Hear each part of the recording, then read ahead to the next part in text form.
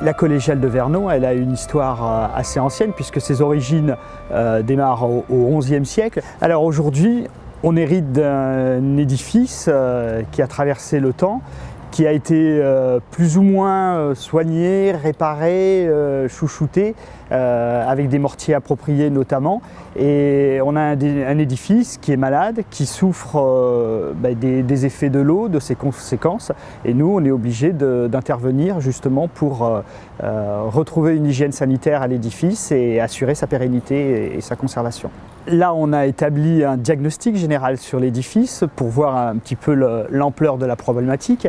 Et dans ce qui nous attend, c'est un scénario d'intervention qui est raisonné, pas forcément en fonction des urgences sanitaires, bien que ça peut justement jouer sur certaines priorités, mais également raisonné en fonction de la volumétrie de l'édifice, c'est-à-dire qu'on va démarrer par les volumes les plus hauts vers les volumes les plus bas, de sorte à ne pas venir poser des échafaudages sur des volumes qu'on aurait précédemment restaurés. Ça serait contre-productif.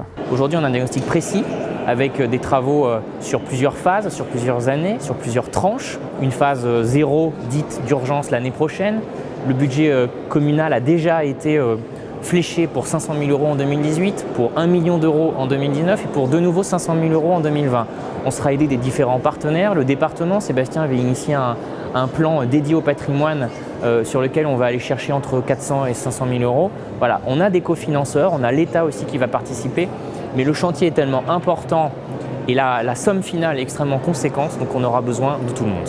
Ça coûte cher de faire des travaux sur du patrimoine, alors la mairie va y mettre beaucoup d'argent, le conseil départemental sous mon impulsion va y mettre aussi beaucoup d'argent, mais on aura besoin de la générosité des particuliers avec de la défiscalisation, la création d'une fondation abritée, une fondation dédiée pour lever des fonds et faire aussi la transparence sur le suivi des travaux, l'utilisation de ces fonds. On essaie de faire du moderne, du public-privé, et de susciter l'intérêt et l'attachement des Vernonais pour leur patrimoine. Je ne peux qu'encourager les entreprises vernonaises et celles de la région de participer à cet effort collectif. C'est un effort citoyen, mais c'est aussi un effort, je pense, en termes d'image pour nos entreprises, d'être associées à ce type d'initiative charitable, citoyenne et patrimoniale. La collégiale de Vernon, c'est le patrimoine de tous les Vernonais et c'est pour ça que c'était extrêmement important pour nous de mettre en place cette fondation Vernon Patrimoine pour permettre à chacun de s'investir et de contribuer à la hauteur de ses moyens. Alors il est possible de faire des dons directement sur internet via le site de la ville, mais également via les urnes qui seront disponibles à l'entrée de la mairie et à l'entrée de la collégiale. Voilà, c'est extrêmement important que l'on se mobilise tous et on l'a vu avant même la révélation du diagnostic. On a plus de 15 000 € et 80 personnes qui ont donné, c'est très encourageant et grâce à vous on pourra construire la suite.